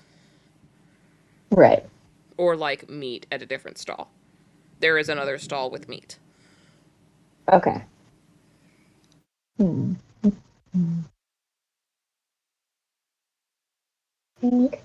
Oh, You do also, I will say, you do also have a very basic understanding of the concept of bartering. right. Yeah. Bartering, trading, all of that. Just making you aware that that's an option. Okay. Just trying to think. Yep. Suppose he'll go over to the meat stall. I imagine that's what he'd be more interested in. Probably. You do notice that the guy at the fruit stall does look a little disappointed. The meat stall is fine. Okay. And So he's kind of it's like late afternoon, all right. which is why there's not many people around. Yeah. Okay. So at the meat So stall there is just kind of a chicken just running amok. And there's also like a couple of what look to be wild caught birds hung up, skinned and gutted from the like this beam there. And mhm. there's some like cuts of pork. You don't see any beef, but that makes sense to you because beef is expensive and this town probably only has like milk cows. Yeah. Okay. So what I'm gonna do is I guess I'll ask about the price about one of the wild caught birds, the small birds. Okay. Hello, sir. That's you looking at my birds over there? Yes, indeed. I am curious as to the price. Will they be 4 coppers each? 4 coppers. Hmm. All right. And I will take one. they're like pheasants. Okay, so pretty small. Yeah. All right. But it's So I mean, yeah. That's yeah. like cuz I use the it's 1 copper is $1 and Okay. then a silver is $10 and a gold's 100. Um Okay. so yeah. It's like $4 for a pheasant. So Yeah. No, that's fair. All right. So yeah, he'll say that he'll take one, and while he's doing that, can I do like a sleight of hand to get two and have him not notice? yes, roll sleight of hand. Sick. Um, oh, this isn't gonna go well. 6. Any modifiers to that? No, that's it. That's with the modifier. Okay. So, yeah, the seller was actually turned away trying to do something else. But he turns. You kind of make. You accidentally knock one of the hooks into the other hook, and he turns around to see you in the process of removing a second bird from the hook, and he says, "Now, child, what the hell do you think you're doing?" Just doing a closer inspection upon the wearer. Like, I ain't never heard that one before now. I recommend you put that bird back, boy. He just kind of shamefully puts the bird back on the hook and like scooches a little bit away. There's a good lad. Now, I recommend you don't come back to this stall.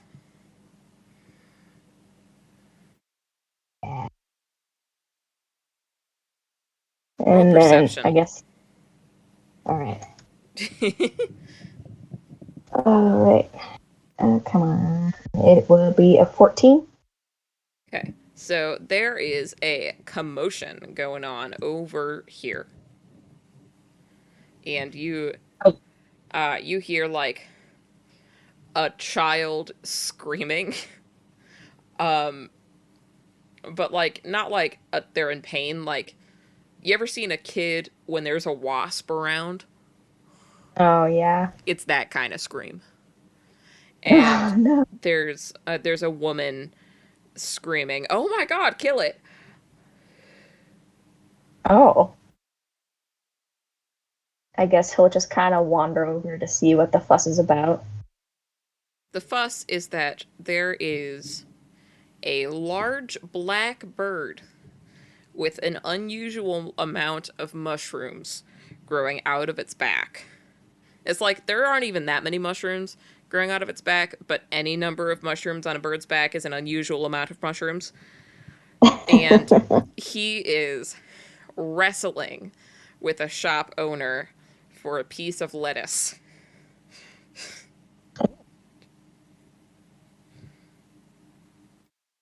And Okay. there's a couple people wielding brooms. One person is going with one person is walking over with a sword, like a whole sword. And Oh. as you watch, the big black raven rips like half the piece of lettuce out of the seller's hands, like just tears it straight off, Mm. and does like it flies off, does like a wide circle around, comes back and perches on that top horn on your head, and starts Ooh. nibbling at the lettuce. And Oh everybody is no. looking at you very strangely. One person comes up to you and says, "Sir, is that your pet?" Oh gosh. No. He's Okay. just kind of frozen at the Well, would you mind shooing it off of you then? Perhaps. That's moment. some fey influence. If I've ever seen it, that bird should be killed. That's a little unnecessary for Unnecessary. the lettuce. Maybe coming from you. You can see her eyes focus on the amount of mushrooms that you have growing out of your empty eye socket, and she says, "Maybe unusual for you, maybe unnecessary for you, but no, the general practice around here is that we kill anything that they even suspected to be dabbling with the Fae." Bad vibes, bad vibes. You kind of Um, see that the person, or it's some like the person with the sword, is kind of advancing on you. yeah, I think now is a good time to dip. That's a good choice. Yeah. He just starts booking it, bird or no bird. Yeah, the bird, uh, the bird clenches its claws around the horn on your head and keeps eating its lettuce very serenely. Oh my god.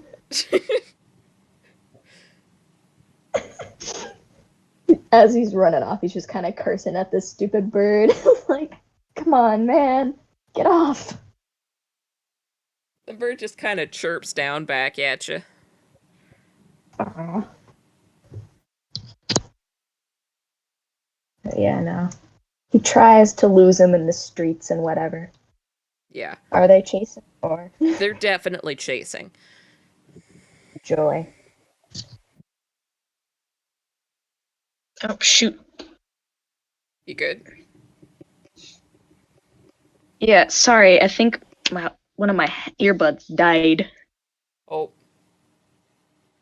Well, well, this is about. can you still hear me? Yes, I can still hear you. Okay, sick. I'll just Ironically have to use enough, my the phone audio speakers. quality is better. Good. It's just coming from my phone now. That works, I guess. Yeah. No, this audio quality is definitely better. God, I really just need a new mic, huh? Yes.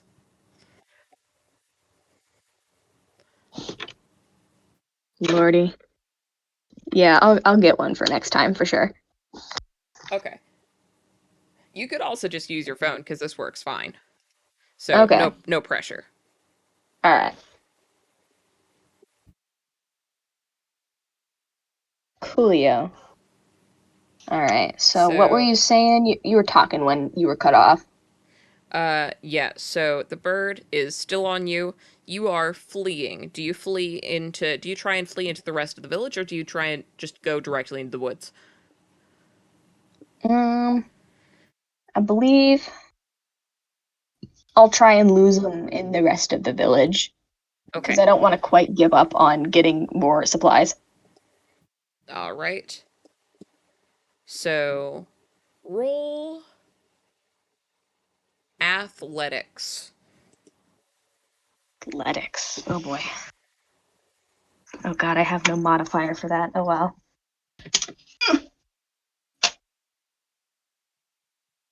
7.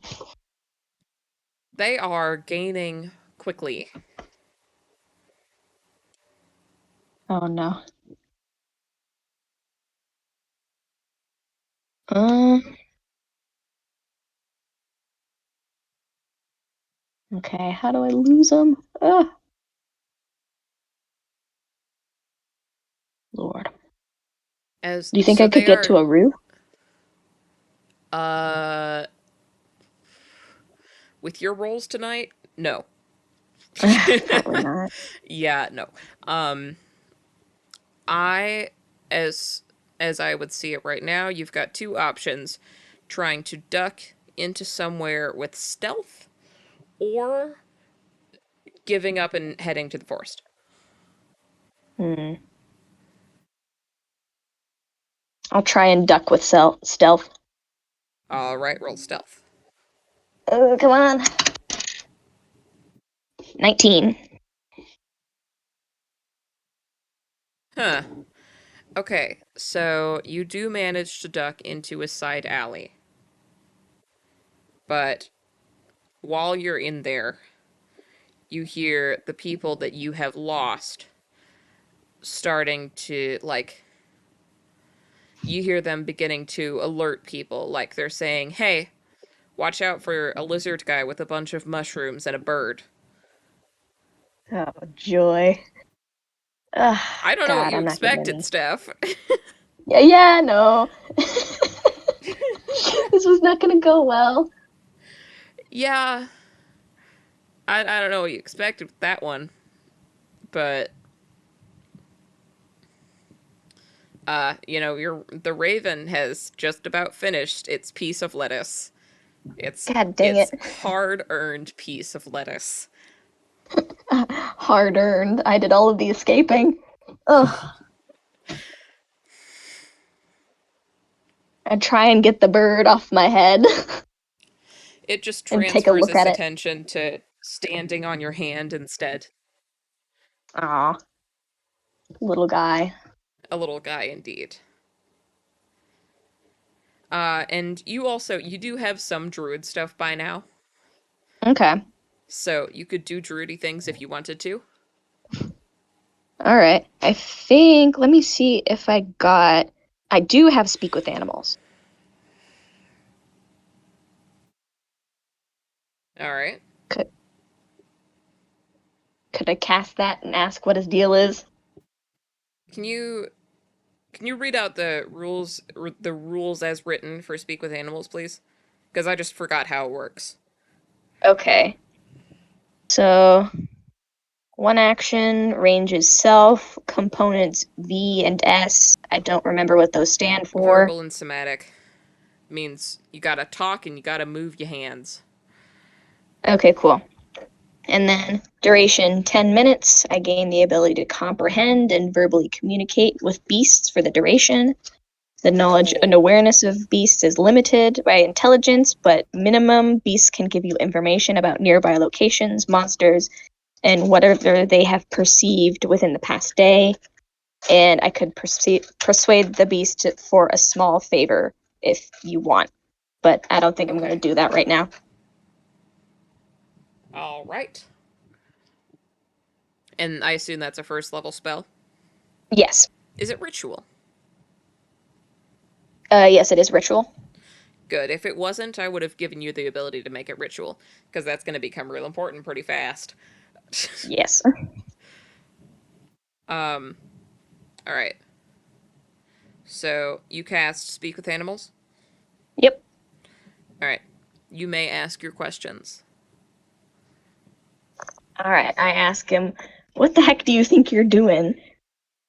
Grabbing onto my head like that. What are you trying to gain here?" Well, I wanted to eat my lettuce. And you Could have smell just like a as easily friend. done that. A friend? You smell like a friend. Strange sense of smell you have. Well, okay. Goodness. Sure you're not warped by whatever Fey nonsense has got the mushrooms on you? Well, you're one to talk, aren't you? We're not talking about me. We're talking about you and the trouble you've caused for me. Oh, really? I'm pretty sure I just witnessed you try to nab a chicken. Or a pheasant, or whatever bird that was. Hmm. Well, Looks like you're no stranger to causing your own trouble. suppose that's fair enough. But the least you can do is help me get out of this mess. Okay. All right. I need you to go out there and find a clear path to get out of here. If you And if it's say by the so. food stands, that's cool. I'm gonna put you there. We're gonna say that's the alley you ducked into. Okay. So the bird flies up, and you can see it kind of circling around, and flies back down and says, "There's a lot of people at the market stands. With all due respect, you're not that fast. Gah. But Yeah. there is a clear path directly to the northwest, All right. into the woods. To There's a the lot of people woods. around, but there's no people there. Okay. And I want a berry. A berry? I I did don't you have a a favor. berry. You can find me a berry. I believe in I'll you. get There's you a a- lot of berries in the woods.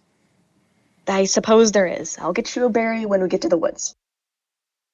Thank you. All right. And with that, he makes a break for the woods in the clear path that the raven dictated. As the bird told you, it is pretty clear, and you make it over there with little issues, and then you can go this way. All right. Yeah. Wander that way.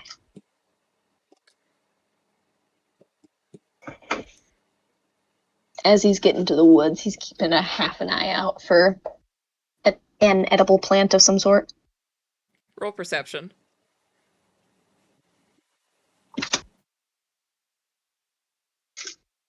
15 plus, where is it? For 19. You find some wild raspberries, like a wild raspberry bush. It's been mostly picked clean by animals around, but there are a couple of ripe berries. Nice. I take one and toss it to the bird and scarf the rest down. Thank you. There you go. Strange bird. Now, since I can't go to enter in this village anymore, I gotta find a new one. That sounds like an adventure. One way of saying it, but yes. What are you looking for? Redemption. Revenge. One of the two. Whichever comes first. Okay. By the way, Strange, Steph, did you ever please. give the bird a name? I have not given the bird a name. Okay.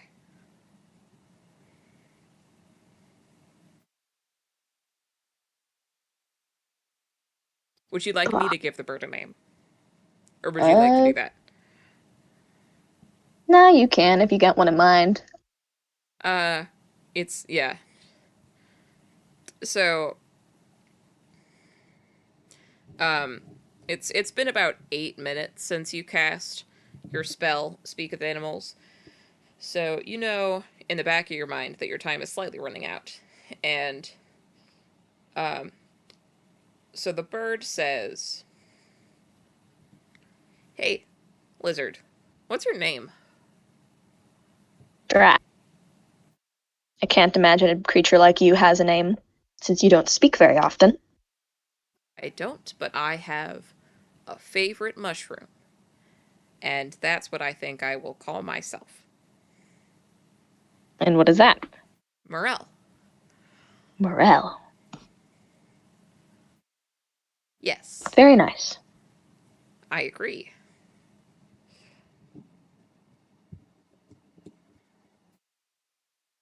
Very fitting name for a strange rape. The bird just chirps at you and you realize that your spell has run out of time. But